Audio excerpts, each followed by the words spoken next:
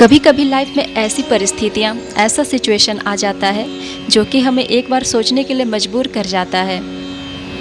ये कहानी मेरी खुद की एक्सपीरियंस से है, तो वही मैं आप लोगों के साथ शेयर कर रही हूँ।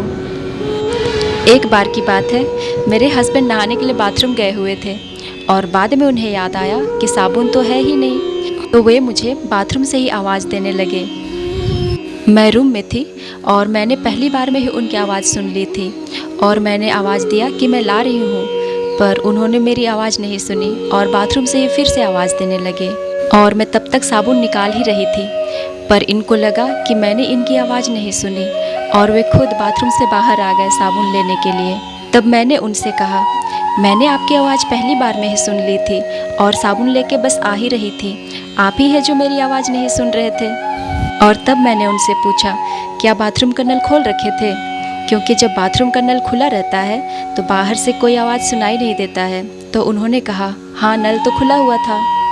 और यह सुनने के बाद अचानक से मेरे मन में विचार आया, बहुत बार हम सबके साथ भी ऐसा होता है ना कि हम अपने मुश्किल समय में ईश्वर को, उस परमात्मा को पुकारते हैं, पर हम अपने मन के शोर में इतना फंसे रहते हैं कि हम उनका रिप्लाई सुन ही नहीं पाते, क्योंकि उनको सुनने के लिए शांत चित्त और मन का होना जरूरी है।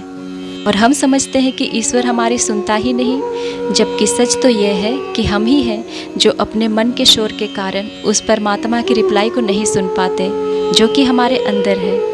तो ज्ञानी पुरुष कह गए हैं कि जीवन में जब भी विपरीत परिस्थिति आए, ईश्वर का नाम लो और अपने मन को शांत रखो। देर से ही सही, पर रास्ते जरूर निकल आएंगे। राधे राधे।